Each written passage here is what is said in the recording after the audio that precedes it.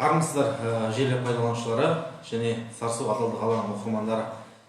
Сарысу адалдық алаңының жобалық кеңсесі әдеттегідей Антикор Лайф жобасы аясында тікелей эфир жүргізетін болады. Бүгін бізде тікелей эфирде қонақта Сарысу ауданы өндіріс ауылындағы Жарылқасын Отарбаев орта мектебінің директоры Ыдырысова Дариға Түймебайқызы екендігін естеріңізге саламыз. Қош келдіңіз, Дариға Түймебайқызы. Бүгінгі біздің тақырыбымыз оқушыларды экологиялық білім мен тәрбие беру арқылы экомәдениетті қалыптастыру деп аталады. Осы тақырып көлемінде және Жарылқасын Отарбаев атындағы мектепке байланысты сұрақтарыңыз болса, бізге жазсаңыздар болады. Біз Instagram және Facebook әлеуметтік желілерінде тікелей эфирде жұмыс жасайтын боламыз. Енді бізге тікелей эфирден сұрақтар келіп түскенше Дариға Түймебайқызы, осы тақырыпқа байланысты қысқаша тоқталып кетсеңіз, сөз сізде. Рахмет. Құрметті әріптестер, құрметті Бақытжан Алпысұлы, қымбатты әлеуметтік желі қолданушылар. Наурыз жыл басы ғана емес, ол бейбітшілік пен адамгершіліктің таусылмас қуатын жинақтап, жүрегімізді ізгілендіріп, тазалық пен тәртіпке деген сезімімізді оятады. Өйткені ол жақсылық пен жарастықтың, шаттық пен шапағаттықтың, мейірбандық пен меймандостықтың, игілік пен ізгіліктің бастауы алар күні. Көкте күн күркірейтін жерде көк дүркірейтін, аспаннан нұр жауатын, ағаштар бүр жаратын, көңілге желпініс әкелетін көктемнің көркем шағы. Құрметті әлеуметтік желі қолданушылар, сіздерді келе жатқан 8 наурыз халықаралық әйелдер мерекесімен шын жүректен құттықтаймыз. Құрметті әлеуметтік желі қолданушылар, 2020 жылдың 14 желтоқсан күні адалдық алаңында табысты мектептің жетістік баспалдағы туралы баяндаған болатынмын. Бүгінгі сіздердің назарларыңызға соңғы 3 жылда оқушыларға экологиялық білім мен тәрбие беру арқылы экомәдениетті қалыптастырып, осы бағытта атқарылған жұмыстарыма тоқталып өткім келеді. Мектепте экологиялық бағытта атқарылып атқан жұмыстарымыздың нәтижесінде біз облыста шағын жинақталған мектеп номинациясын жеңіп алдық. Сонымен қатар Республикалық білім ордам 2019 тележурналына қатысып, одан 250 мың сертификат ұтып алдық. Және де осы экологиялық бағытта таза аула номинациясы бойынша атқарылып атқан жұмыстарымыз үздік мектеп миллион теңге сертификаттың иесі болуымызға көмектестігін білдірді. Осы бағытта атқарылып атқан жұмыстарымызды Астана қаласында өткен республикалық форумда білім және ғылым министрі Асхат Аймағамбетовтың алдында экологиялық ғылыми зерттеу жұмыстары арқылы оқушылардың шығармашылығын арттыру тақырыбындағы республикалық, облыстық ғылыми практикалық семинарларда қорғап, түрлі жарыстарға, конкурстарға қатысып, ол материалдар түрлі басылымдарда жарық көрді. Жас ұрпақтың экологиялық білімі мен көзқарасын қалыптастыру, оларды табиғатты қорғау, табиғи қорларды тиімді пайдалану және өмір сүріп отқан ортасы мен еңбектенетін жерлеріне жоғары саналы экологиялық білімді пайдалана білетін азамат ретінде тәрбиелеу. Білім министрлігі биыл алғаш рет 1-ші сыныптан бастап 11-ші сыныпқа дейінгі оқушыларға экологиялық білім беру бойынша сынып сағаттарының бағдарламасын әзірледі. Қазір педагогтар мен сарапшылар барлық сыныптарға арналған бағдарламаларды пысықтап жатыр. Бұдан бөлек, экологияға қатысты тақырыптарды мектепте оқытылатын пәндердің мазмұнына енгізу мәселесі қарастырылуда. Арнайы пән мәселесі бойынша да әдістемелік жұмыстар жүргізілуде. Әдістемені пайдалануға мектеп мұғалімдерінен бөлек, осы салада еңбектеніп жүрген сарапшылар мен жоғарғы оқу орнының өкілдері атсалысқан. Бағдарлама экологиялық өлкетану мазмұны негізінде жасалынған. Адамзатқа екінші ұстаз атанған шығыстың ұлы ғұламаларының бірі Әл-Фараби өз заманында тәрбиеге негізделген білім аса қауіпті деген екен. Сан ғасыр бұрын көтерілген бұл мәселенің бүгінгі таңда мектептерде оқушылардың функциялды сауаттылығын дамыту процесін мазмұндық оқу әдістемелік материалды техникалық қамтамасыз ету жөніндегі іс-шаралар кешенін қамтиды. мектеп 2013 жылдан бері Жарылқасын Отарбаев орта мектебі облыстағы эко мектептер қатарына енді. Гүлстан журналы мен Гүлзар қоғамдық бірлестігімен тығыз байланыста жұмыс жүргіземіз. Бірнеше жылдан бері Гүлстан ғылыми танымдық көпшілік журналының ұжымы бүгінгі күнге дейін республикамызда аса көңіл бөліп келген ұйымдарын, аймағын көгалдандыру арқылы баланың оқу танымдық әрекеті ортасын, даму мен тәрбие ортасын экологиялық талаптар мен эстетикалық талғамға сай қалыптастыру жұмыстарын ұйымдастыруға арналып қазақ тілінде әзірленген. Еліміздің мұғалімдер қауымының қолданысымен өсімдіктер әлемі оқу кешенінің шығарып, оқушыларды қоршаған ортаға деген сүйіспеншілік сезімін жас ұрпақ бойына сіңіріп, тәрбиелеудегі маңызымыз зор болып отыр. Мінекей бұл кітап мына түрінде республикалық конкурстардан олып, мына түрінде баспадан шықты.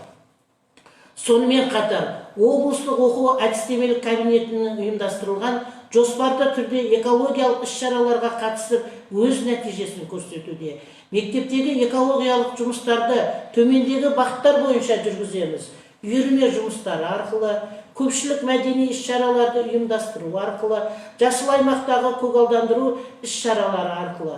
Осы мақсатта өсімдіктер әлемі бірінші сыныпқа арналған бағдарлама жасалынып, оқушылардың танымдық қабілетін арттыруға маңызы зор болып отыр. Бүгінгі таңда уақыттың өзі экологиялық бағытқа бұрылуды көрсетеді. Бұл барлық облыс, аудан мектептеріндегі тәжірибе зерттеу қызметтеріндегі инновациялық педагогикалық технологиялар, өсімдіктер әлемі оқу әдістемелік кешенінің әдістемелерін бастауыш сынып мұғалімдермен бірлесе дайындады. 2011-2021 жылдарға арналған мемлекеттік бағдарламадағы басты мақсат жалпы білім, көп білімнің функцияларының қалыптасуға арналған әдістемелік құрал. Адамзат тіршілігінде өсімдіктер дүниесінің маңызы өте айрықша екені баршаға аян.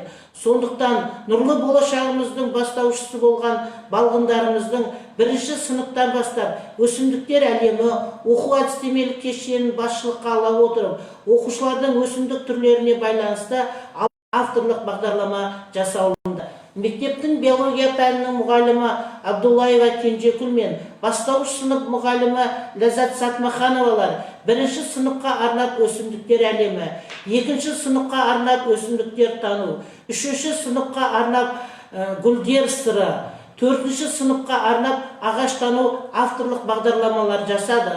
Бұл бағдарлама республика көлемінде жеңімпаз атанып үшінші орынды иеленді. Қазақстан Республикасы Алматы облысы көшбасшы оқу әдістемелік орталығының ғылыми әдістемелік кеңесінің шешімімен Абдуллаева Кенжекүл Сейітқанова биология пәні бойынша 7-8 сынып оқушыларына арналған тапсырмалар жинағы оқулығы шықты. Және Жамбыл облысы әкімдігі білім басқармасының оқу әдістемелік кабинетінің ұйымдастыруымен Мүкішева Шаризат Маратқызы биология жиынтық бағалау тапсырмаларының жинағы әдістемелік құрал жалпы білім беретін мектеп мұғалімдеріне, мектеп әкімшілігіне, білім бөлімінің әдіскерлеріне, критерияларды бағалау бойынша мектеп өңірлік үйлестірушілеріне және басқа да мүдделі тұлғаларға арналған оқулығымыз жарық көрді. Республикалық Қарахан тарихи танымдық журналына осы жақын күнде нөмірі 68-89 қараша желтоқсан айларындағы санына 2021 жылғы санына мектептің бағдарлы оқыту ісі жөніндегі орынбасары Сатмаханова Ләззат Орақ қызының экологиялық бағытта атқарған жұмыстары туралы мақаласы жарық көрді. Жамбыл облысы әкімдігі білім басқармасының оқу әдістемелік кабинетінің ұйымдастыруымен Мүкішева Шаризат Маратқызы экологиялық ғылыми зерттеу жұмыстары арқылы оқушылардың шығармашылық арттыру тақырыбындағы республикалық ғылыми практикалық семинарлар жинағына биология сабағында экологиялық білім беру мақаласы жарық көрді. Бұндағы біздің мақсатымыз оқушыларды экологиялық сауаттылыққа үйрету, экологиялық мәдениетті қалыптастыру, экологиялық білімді қалыптастыру жұмыстарының нәтижесінде мектепте жылма-жыл осы мақсатта кең көлемде іс-шаралар өткізіп тұрады. Бұл іс-шараларға тұрақты түрде ауданымыздың құрметті азаматтары, ардагер ұстаздар, ауданымыздың Сарысу ауданының құрметті азаматтары қатысып өз үлестерін қосуда. Мектепте республикалық эко-әлем, Гүлістан Гүлзары экологиялық ғылыми танымдық журналын басшылыққа отырып, түрлі республикалық басылымдарға бұнда атқарылып жатқан жұмыстар жөніне түрлі мақалаларымыз жарық көруде. 2012-2015 жылдары экология және біз атты экофорум облыс көлемінде өткізілді. Форумға мектебіміздің ұстаздары қатысып, жұмыстарын қорғады. Республикалық әр ауланың гүлденгені, мемлекеттің гүлденген атты республикалық жоба аясында форумға қатысып жүлдемен оралдық. Мерекелік іс-шараларға мектептердің, оқушылардың біз гүлденген Қазақстанда өмір сүргіміз келеді. Сондықтан да осы жылдары қалыптасқан дәстүрге сәйкес өзіміздің тұрып жатқан ортамызды көріктендіріп, барынша соған ат салсамыз деген үндеумен ұласты.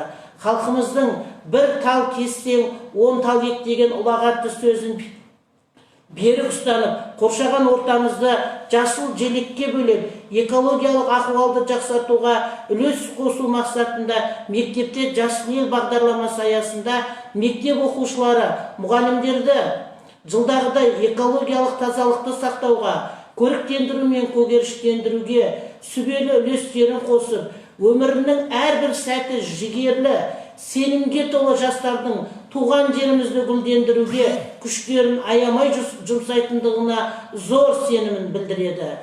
Ауылымыз бен мектебіміздің сәулесін көтеруге, отанымыздың гүлденуіне, өркендеуіне үлес қосуда. Сонымен қатар мектепте жас эколог үйірмесі жүргізіледі. Экологиялық үйірменің мақсаты оқушыларды табиғатқа, қоршаған ортаға жауапкершілікпен қарауды, оны қорғауға даярлықтарын қалыптастырамыз. Мектепте қажетсіз заттардың екінші өмірі атты іс-шаралар ұйымдастырылады. Әрбір сынып оқушылары қолдан жасалған бұйымдар жасайды. Сол бұйымдардан көрме байқау ұйымдастырылады. Мектеп ұжымы мен мектеп оқушылары таза аула конкурсына және рейдтерге шығып тұрады. Ауылдың шет жағы полиэтилен пакеттер, бөтелкелер, түрлі қоқыстар, үйінділер тазартылады. 2015-2021 оқу жылдарының аралығында мектебіміздің жанынан бақ салынды. Жер телімін дайындауға мектеп ұжымы барлық сынып оқушылар атсалысты. Осы жер теліміне 70 дана жеміс ағаштары отырғызылды. Ардагерлер аллеясы атауы берілді. Мектеп ұстаздары республикалық облыстық экологиялық форумдарға, акцияларға, түрлі байқауларға үнемі қатысып үлкен жетістіктерге жетеді. Ол жөнінен мектептегі Ерназар Үсен ағайымызды, Өмірбай Ерлан ағайларды, Искакова Амина, Жұмадилова Қанат, Стамбекова осы салада атқарып жатқан жұмыстарын республика көлемінде, облыс көлемінде іс тәжірибелерін жақсы мақтанышпен айтуға болады. Осыған байланысты табиғатты қорғау, болашақты ойлау атты ғылыми конференция аудан көлемінде өткізілді. Қорыта келе, Жарылқасын Отарбаев мектебі құрылған экопост экологиялық бағыттары жұмыстарын жоспарға сәйкес жыл сайын түрлі бағытта өткізіп келеді. Мектептерде атқарылып жатқан осы жұмыстарды биылғы оқу жылының тамыз айында республикалық ғибрат бағдарламасы арқылы телеканалына шақырылып, телеканалдан 30 минуттық бағдарлама көрсетілді. Сонымен қатар, қажетсіз заттардан керекті заттарды жасау шебер сыныбын, бастауыш сынып мұғалімі Сартаева Ұлбосын шебер сыныбын көрсетті. Жұмыс барысында оқушыларға экологиялық тәрбие мен білім беру, оларды табиғатты қорғауға, қамқорлық жасауға баулу керектігі дәлелденді. Табиғатты қамқорлыққа алу, қоғам болып жұмыла іс атқарғанда ғана өз берері анық. Әр ауданның гүлденгені, мемлекеттің гүлденгені, жерімізді көгерту, көгеріштандыру және гүлдендіру саласына қосқан үлесі үшін Отарбаев орта мектебі 2 үйірмесі құрмет грамотымен марапатталды. Сонымен қатар облыстық білім басқармасының оқу-әдістемелік кабинетінің ұйымдастыруымен өткен мектеп аула 2012 байқауында таза аула номинациясымен марапатталды.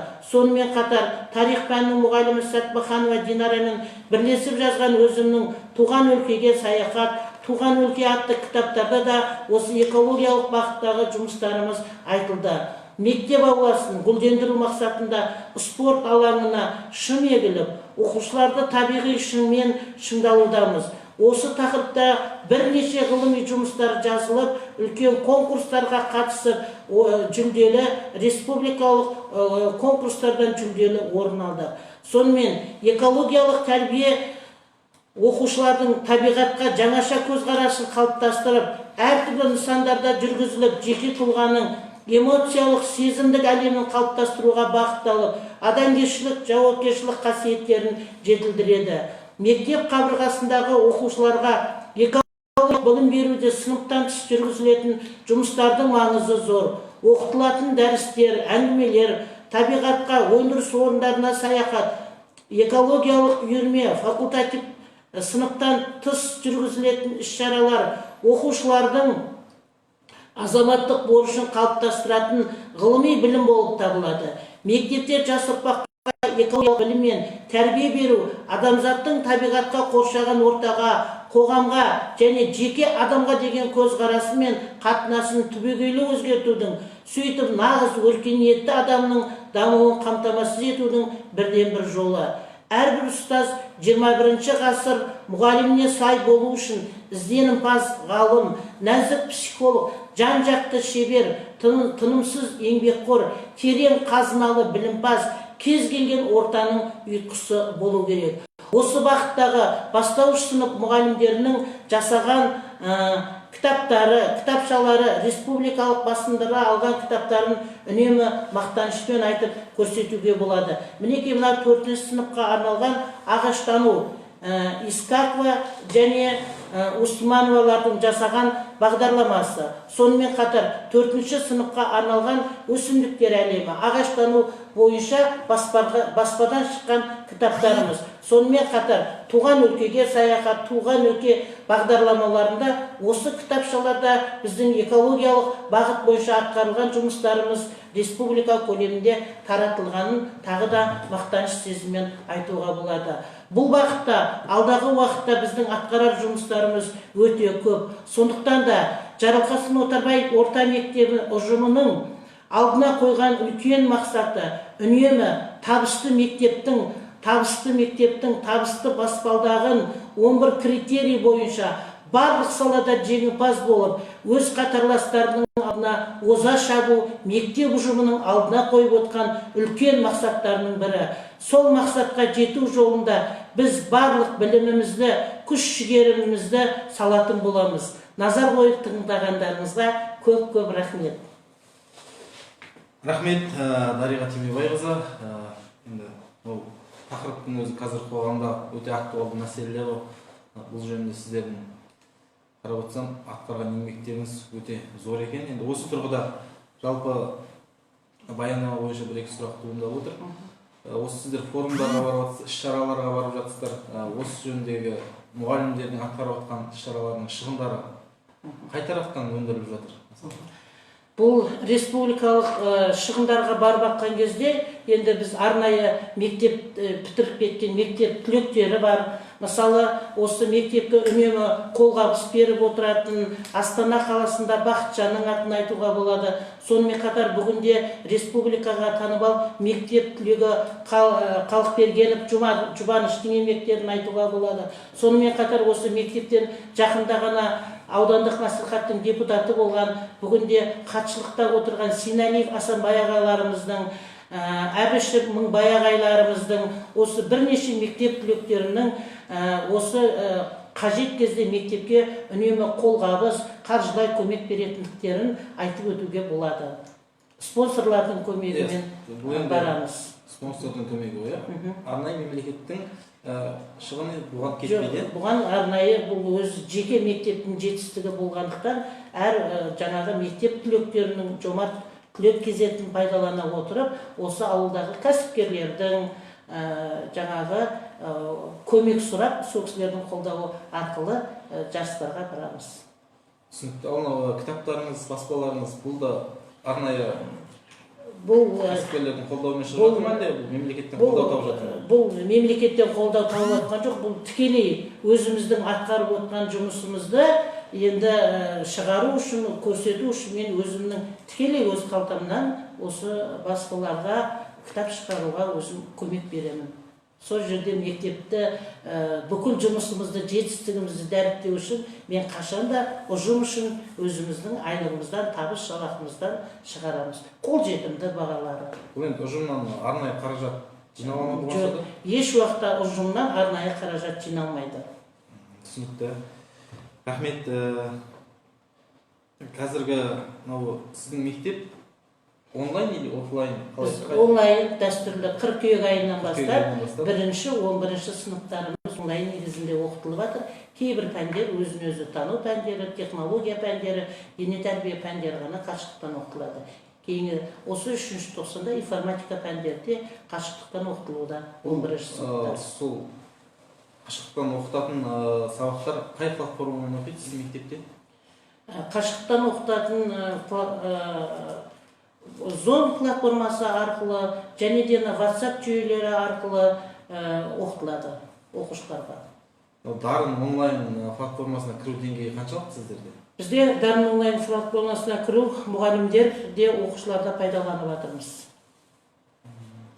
Жалпы осыған аудан көлемінде Дарын онлайн платформасына мысалға бір жарты жылдыққа 7-8 миллион теңге көлемінде, қаражат көлемінде арнайы келісімшартқа отырылады. Бұл сіздің ойыңызша осы білім саласында қаншама жыл еңбегіңіз бар. Қазір бүгінгі таңда біздің ауданға пайдасын тигізіп жатыр ма, осы оқып жатыр ма осыны? Әрине, Дарын онлайн мен қашықтықтан ауданымызда бірнеше мектептер оқытылады. Мінекей ол ұстаздарымыз және де мынау шағын жинақталған мектептер үшін де бұл ата-анаға да, ұстаздарға да, оқушыларға да қолжетімді, ешқандай ақша төлеп жатқан жоқпыз, тегін оқытылады. Ол жөнінен әрине біз осы ауданымыздың әкімі Бақытжан Жақсылыққа, Сарысу ауданының білім бөлімінің басшысы Баймағамбетовке алғысымыз шексіз. Сол кісілердің қолдауымен бірнеше миллион ақша бөлініп, қазір ұстаздар үшін, оқушылар үшін бұл платформалар үнемі тегін. Жақсы. Бұл яғни сіз тиімді деп есептейсіз? Тиімді, өте тиімді. Жақсы, рахмет. Сізден енді бұға дейін сіз бізде болдыңыз, адалдық алаңда біраз сұрақтарға жауап алған болатынбыз. Сонымен қоса бүгінгі күнге сіздің кадр мәселеңіз қаншалықты шешім тауып отыр? Бізде бүгінгі күнде кадр мәселесі бізде жеткілікті. Бізде кейбір орыс тілі пәндері бойынша, математика пәндері бойынша мұғалімдер жеткіліксіз болатын. Сондықтан мен өзімнің мектептің ішінен арнайы өзіміздің мектепті бітірген түлектерді дайындадым. Бүгінгі таңда орыс тілі пәнінен мектеп түлектері Смат Балғынды, математика пәнінен Ибраев Талғатты арнайы оқытып, осы жас мамандарды осы мектепке өз мұғалімдеріміздің ішінен іріктеп, қабілеттеріне қарай, ой өрістеріне қарай екінші диплом алдырып, оқытып, сол бойынша кадр мәселесін шешіп отырмыз. Дәл бүгінгі таңда біздің кадр мәселесі жеткілікті. Толық шешімін тауып отыр. Зейнеткерлер жұмыс жасап жатыр? Зейнеткерлер бізде жұмыс жасап жатқан жоқ. Түсінікті, рахмет. Биыл тапсырмаға байланысты сіздің кабинетіңіз бірінші қабатқа көшірілді? Бірінші қабатта көшірілді. Өте кішкентай ғана кабинет. Ол жерде ашықтық қазіргі таңға сіздің кабинетіңіз осыған ыңғайластырылған ба? Бізде осы жақында қапталған ба? Арнайы шынымен осы жақында ғана аудандық оқу бөлімінен және арнайы кәсіпкерлер келіп, нені квадрат метрін өлшеп кетті. Осы жақында 10 күннің көлемінде арнайы шыныға ауыстырылады. Келіп өлшеп, оның арнайы сметалық жобаларын, оны Сарысу аудандық оқу бөлімінің басшысы Ильяс Баймағамбетов мырза өзі шешіп отыр. Түсінікті. Сонымен қоса мектептегі өзін-өзі қызмет көрсету бұрышы және сенім жәшігі, сонымен қатар адалдық дүкендері туралы не айта аласыз? Жұмыс жасап тұрмыз ғой? Әрине, мектепте тәрбие саласы бойынша сенім жәшігі бірінші қабатқа қойылған, адалдық дүкені де арнайы тәрбие орынбасарлары отыратын кабинетке арнайы істелінген, барлығы жұмыс жасап тұр. Жақсы.